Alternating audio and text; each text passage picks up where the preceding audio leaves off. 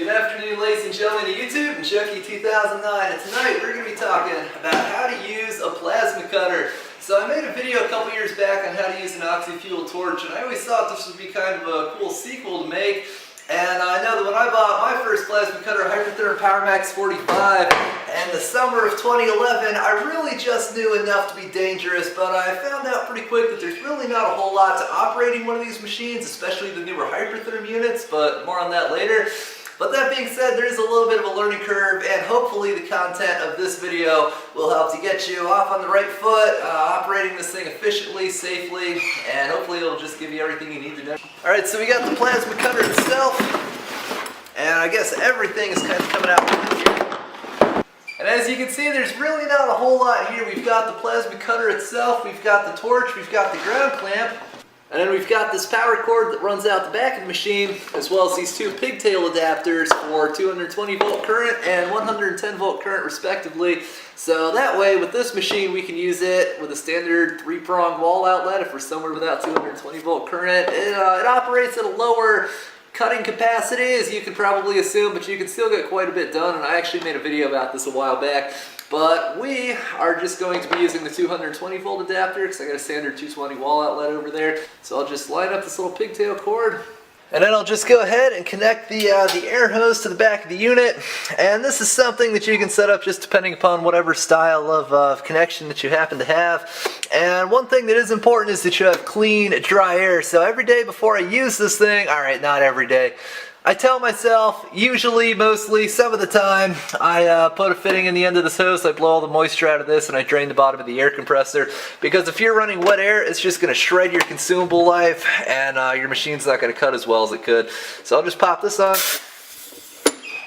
And just like that, we're pretty much ready to go. So normally right now we'd have to go a little bit out of our way to set air pressure. On some units you'll have a regulator like what you'd see sticking out the side of an air compressor tank that you kind of have to dial into the exact air pressure you want. On other units like my Hypertherm PowerMax 45, you know, the big brother to this system, there's an LED regulator, which is really cool because you've got the knob on top of the machine and you just turn that knob until the middle LED lights up, and then you know that's ready to rock and roll. But this thing has an automatic internal regulator, so we really don't even have to worry about that. We just hook up the air hose and start. So then we'll just take our ground clamp and affix it to our workpiece. Now, as you can see, this is just some hot rolled steel scrap here.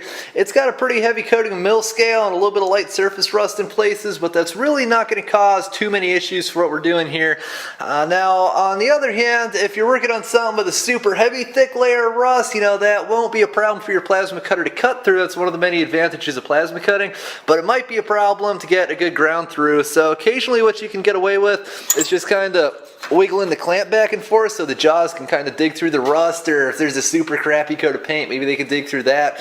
But if something's really well painted or it's super rusty, well, there's really no substitute for you know, actually getting in there with a grinder and cleaning off a little spot for your ground clamp to attach.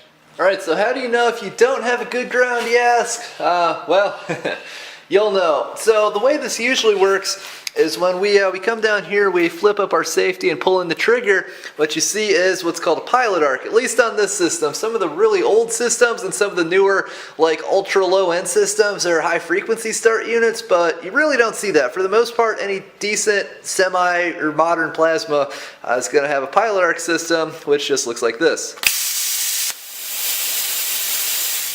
Now the way this is supposed to work is you engage the pilot arc burns through whatever rust, paint, grease, you know, what have you that might be on your workpiece, and it contacts the grounded part of the workpiece itself, at which point the larger cutting arc takes over, and that looks, well, something like this.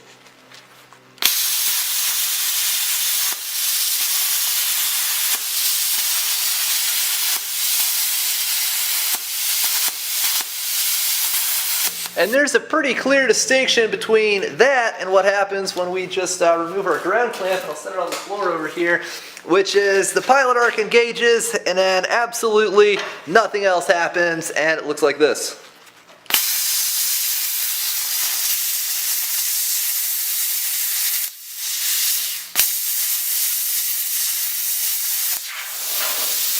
So our pilot arc did remove a tiny bit of material, but it mainly just made a mess, and you could tell clear as day that was definitely not the cutting arc. So whenever that happens, it generally means, unless there's something wrong with your system, that you're not getting a good ground. Or if you have a system with an old school manual regulator, there's a chance that your air pressure is way off. But usually, like I said, that's a symptom, there we go, of not having a good ground connection. Alright, so now let's just discuss plasma cutter maintenance. Now luckily there's really not a whole lot to worry about when it comes to maintaining your plasma cutter. Really the only thing you'll have to do under normal circumstances is swap out what's collectively referred to as the consumables, which is really just a little nozzle and a little electrode inside of the front part of your torch here. So in order to access this on at least a Hypertherm machine and a lot of other ones that are more or less kind of similar to this, all we're going to do is we're going to unscrew this end off of our torch, and then we're just going to go ahead and set the torch aside. Now I will say that the manuals that come with these machines have very good instructions on how to do this, but I've changed out consumables in this machine enough times over the last 4 years to be able to do it with my eyes closed, and it is pretty simple. So once we unscrew this, we just have this assembly here, and I'll go ahead and remove this front nozzle, or cone I think is the technical term for that, and set that aside. And at this point, everything else inside here is just going to kind of pop out the back, and then we've got our nozzle up front and our electrode here, and this thing's called the swirl ring. This doesn't really wear out. I mean, it is possible to break, I'm sure, especially if you're a certain few individuals I know, but as you can see, ours is luckily intact, so I'll just go ahead and set that aside, and we can have a look at these two things.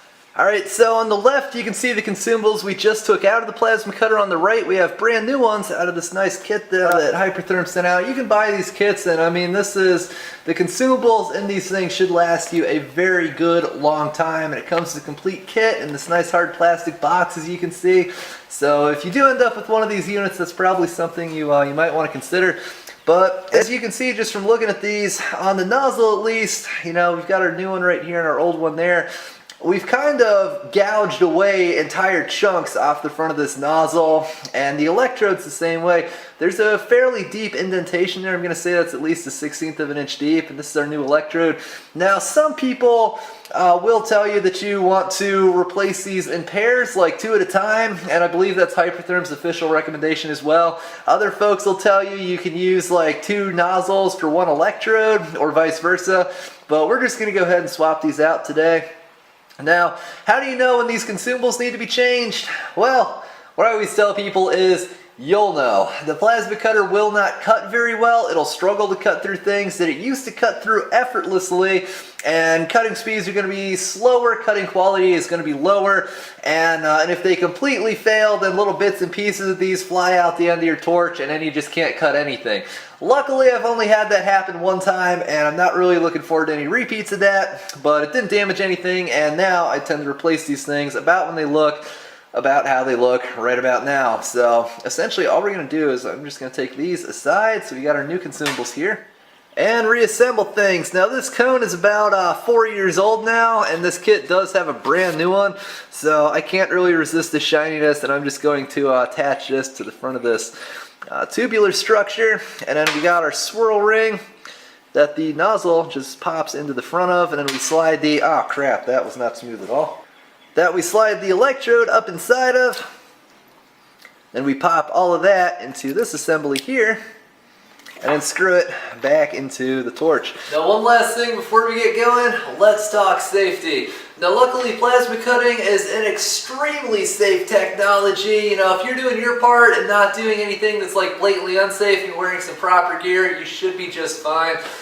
So the main thing, probably the single most important thing I'm going to say that you'll want to wear is a good pair of safety glasses that actually fits your face. You can't have none of that crap where the lens stops like here and there's a big gap up underneath your eyes. These are actually adjustable, which I think is really cool. These are just clear, however they'll still protect you from some forms of harmful light that come from the arc.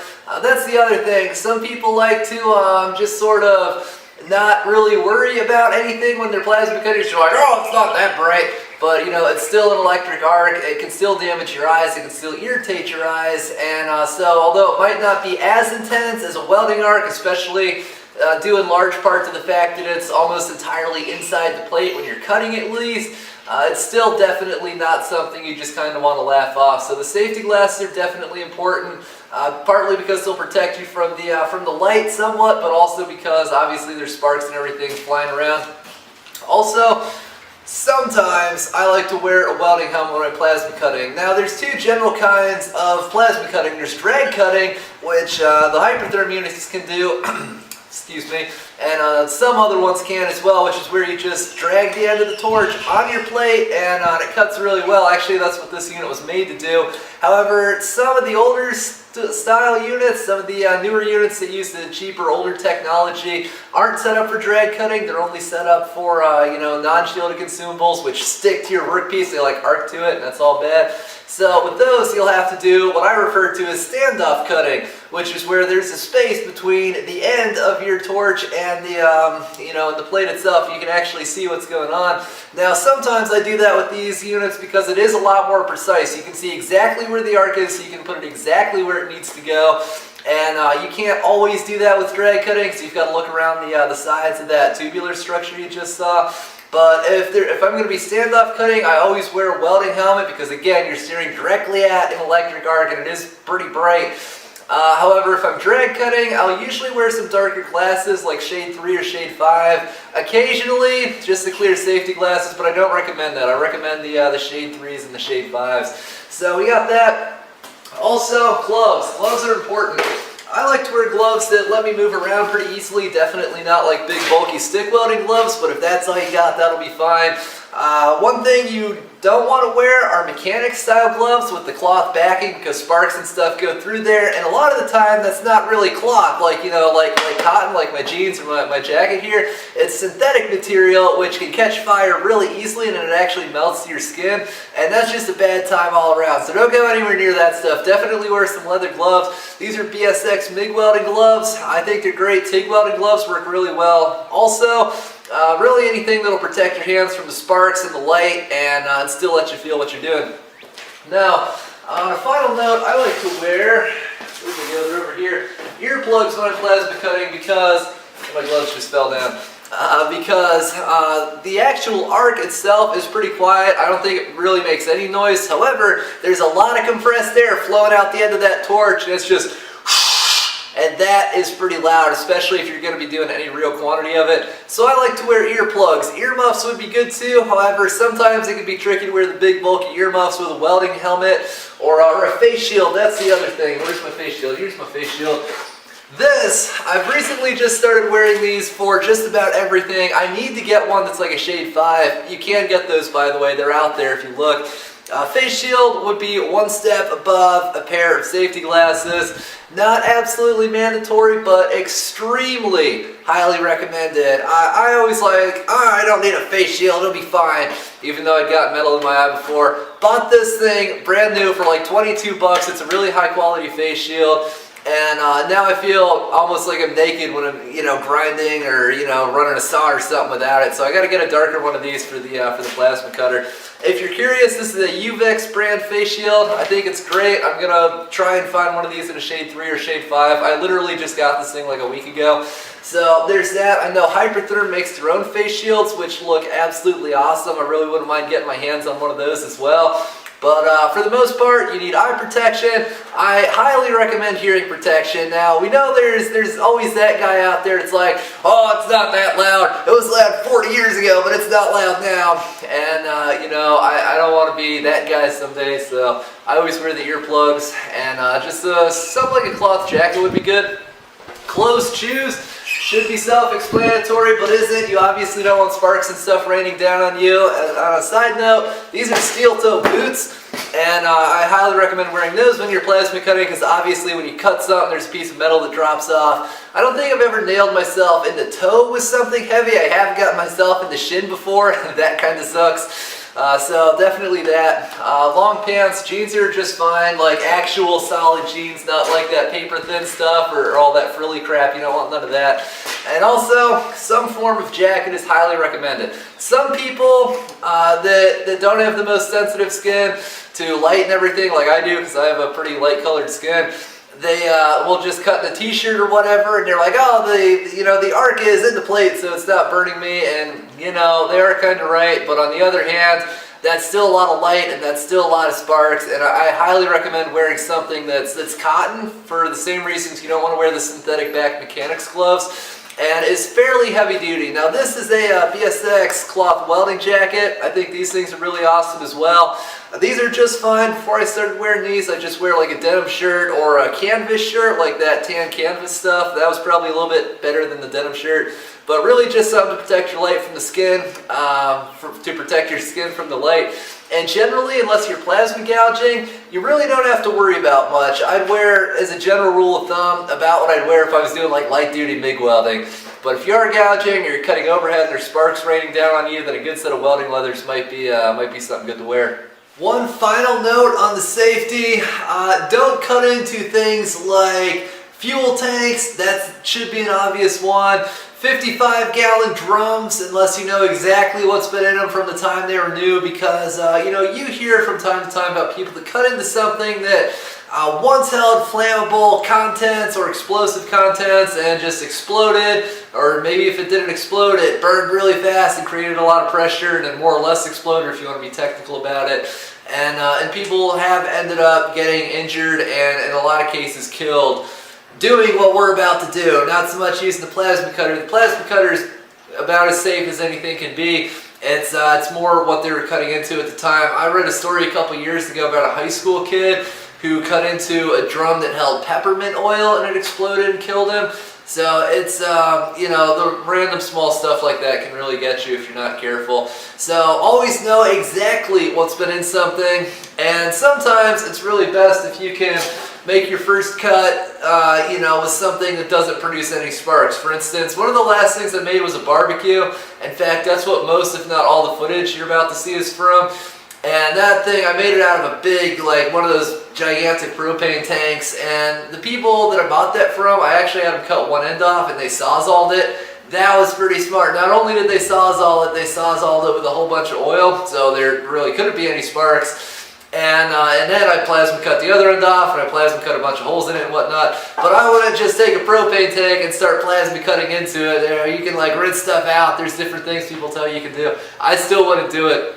Definitely be careful about what you're getting yourself into. Use a little common sense, research things, and find proper safe cutting procedures for cutting into anything that can hold any sort of pressure whatsoever. So with that being said, let's keep moving. So this is a shot from a video I made back in about 2012 or so on severance cutting with the PowerMax 45. And severance cutting, as you may know, is when you're cutting material that's really thicker than what the plasma cutter is designed and marketed for, but it still cuts it. It's slower, it's a little bit messier, and it dumps a whole lot more heat into the material, but it still cuts it, and that's what we're doing here. Now, the reason why I put this in here is because you can kind of see the concept behind plasma cutting, essentially. Plasma is commonly referred to as the fourth state of matter, and here you can actually see where the arc curves through the plate and it comes out the bottom there as at sort of an angle, whereas at the top of the plate it's going in basically perpendicularly. And generally your travel speed is going to affect this. Like if I slow down, that's going to straighten out, and if I speed up more, it's going to point back steeper to the point where it might not come out the bottom of the plate whatsoever. It might just shoot back out the top, and that's how we know we're traveling a little too fast. Now what I'm doing here is an example of drag cutting. Now I did briefly talk about this, but as you can see, I'm holding the end of that torch right up to our workpiece, and the entirety of the arc and basically all the sparks and dross shooting out the back of this thing are hidden from my view, and therefore I'm only wearing my dark glasses here. Those are probably about a shade 3 or so, and I'm really not seeing anything of what's going on. I'm pretty much just, as the name implies, dragging the tip of this torch along. And also you'll notice that I'm wearing a respirator. That's a 3M welding respirator. The cool thing about that is it fits underneath your welding helmet, and the reason why I'm wearing that in some of these shots is just to protect myself from the fine plasma dust in the air and also from the burning paint and whatnot on the outside of this tank.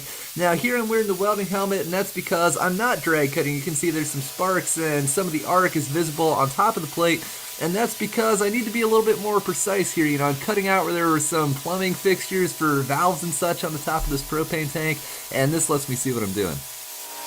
Now you may have heard that the ABCs of welding are always be comfortable, and to an extent that sort of carries over to plasma cutting, and what I mean by that is the more stable you can get yourself and thus the torch, the smoother, the cleaner cut you're going to have on your finished workpiece. So here what I'm doing is I'm actually working on a barbecue pit made out of that propane tank I just talked about, and now that I got the ends cut off, I'm just cutting this thing into two sections, one of which is going to become the cooking chamber and the other is going to end up being the firebox. And as you can see, I've got my left arm braced up against the higher up portion of the tank, and then I'm using that to stabilize my right arm, which is, of course, the one that's actually holding onto our torch.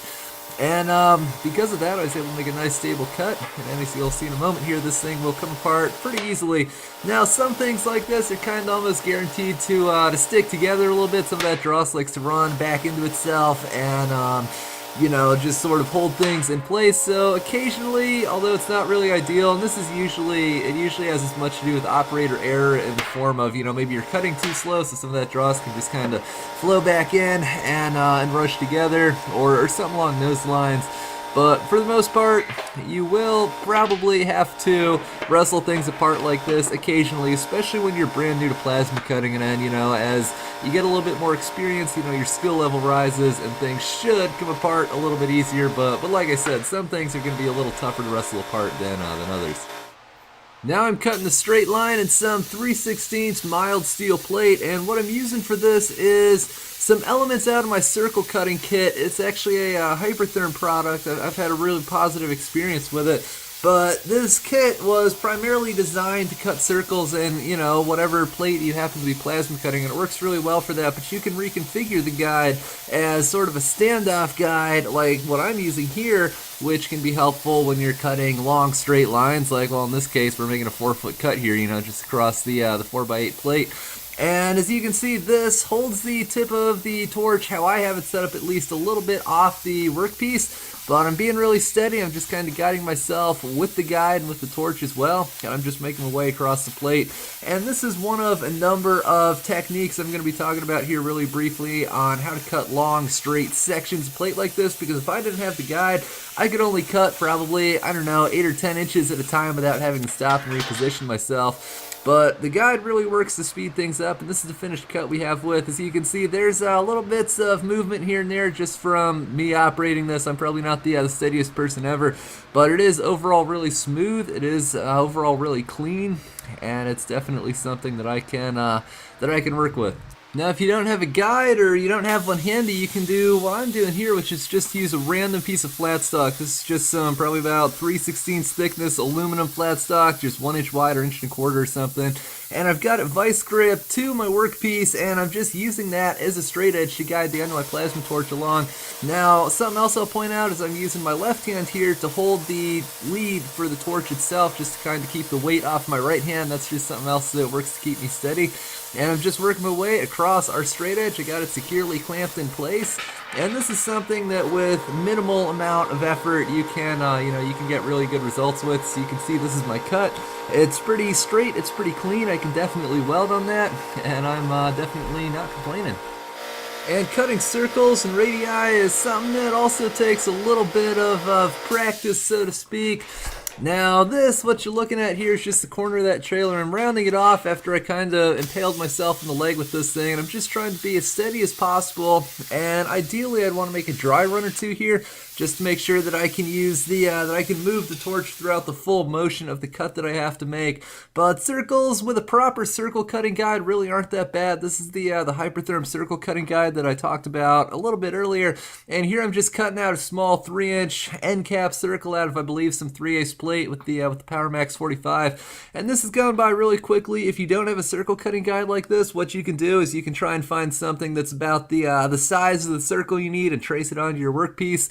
And then, just like I said before, just try to brace yourself as smooth as possible, make a couple of dry runs, and make sure you're not going to hit anything or like run out of lead or get your lead tangled up in anything. And, you should be able to, with a little bit of practice, make some nice circles. Now I'm about to pierce a hole in the top of this propane tank, and as you can see, I'm just going to angle the torch off to the side a little bit, start the cut, and set the torch perpendicular to the workpiece, and the arc just kind of shoots straight through.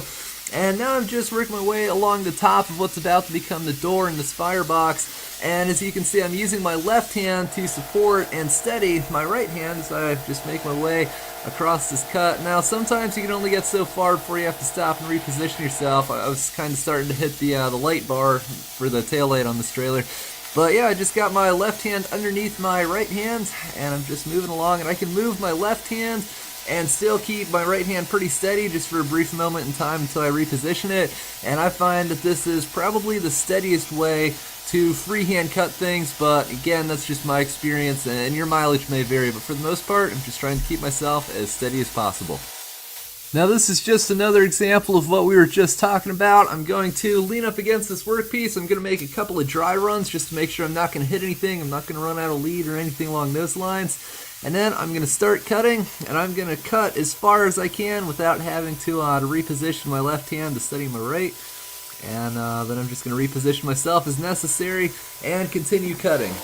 Now sometimes you might have to get a little creative to steady yourself. As you can see here, I'm making a diagonal cut, which can be a little bit more difficult to stay steady on. And the way I'm doing this is I've got my left leg up on the floor of the trailer, and I'm leaning on that with my left arm. So there's just something there that I can use to brace myself. And you know, you definitely should use whatever you can safely use to steady yourself, and just you know, keep yourself from moving and shaking that torch side to side. With my leg off to the side like this, it looks a little weird, especially from this angle, but this is definitely going to produce a much smoother cut than I could get if I was just kind of winging it.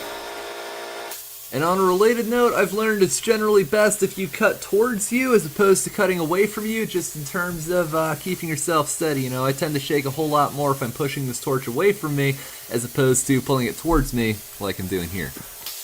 Now another cool and very useful and unfortunately often overlooked tool in the plasma cutting toolbox is the ability to plasma gouge like I'm doing here. This is a little redneck lift eye that I put on the front of that front chamber for my barbecue when I was just moving around the shop with my engine lift. And I no longer need it, and I want it off of there, so I'm plasma gouging out these welds. And it's very similar to plasma cutting, except instead of penetrating all the way through the plate, I'm only, you know, going in part way and sort of scooping out my weld.